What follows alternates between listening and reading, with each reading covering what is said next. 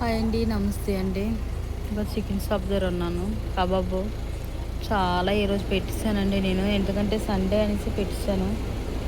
కానీ ఏం లేదు, ఈరోజు ఏం వ్యాపారం కూడా లేదు సరిగ్గాన. కొంచెం కొంచెం అవుతున్నాయి. ఫ్రెండ్స్, నేను ఎక్కడ ఉన్నాను, షాపులు ఎదురుగా షాప్ ఉంటుంది, అక్కడ ఒక షాప్ ఉంటుంది, అక్కడ ఒక షాప్ ఉంటాయి. కానీ అవన్నీ ఖాళీ.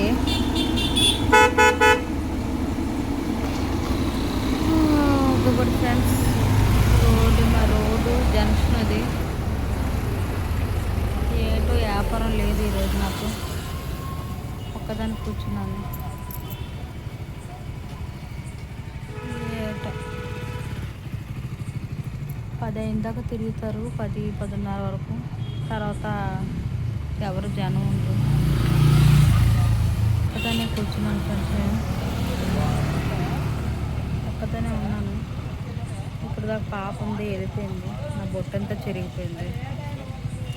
మనసు బాగాలేదు ఫ్రెండ్స్, నాకు మనసు సరిగ్గా లేదు. బాధ అనిపిస్తుంది నాకు, ఎందుకో తెలియట్లేదు. ఎవరితో చెప్పుకుందామని కూడా నాకు ఎవరు లేరు. అమ్మ లేదు, నాన్న లేడు, ఎవరూ లేరు. ఎన్నాళ్ళు అమ్మ ఉండేది, అమ్మతో అన్నీ చెప్పుకుండేదని. అమ్మ కూడా లేదు కదా, చచ్చిపోయింది.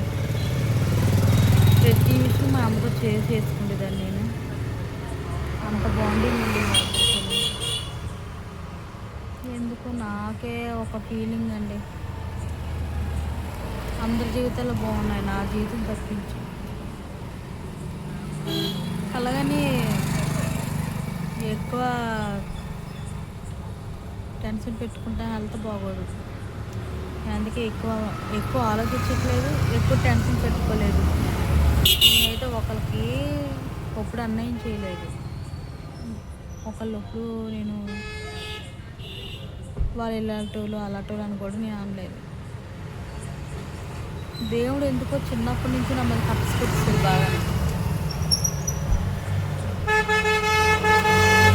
ఏం చేస్తానంటే నన్నే మోసం చేశారు కదా, నేను ఒకళ్ళు మోసం చేయలేదు. చాలా బాధ అనిపించేస్తుంది నాకు. ఏం చేయాలని కూడా అర్థం అవుతుంది. Okay friends, bye.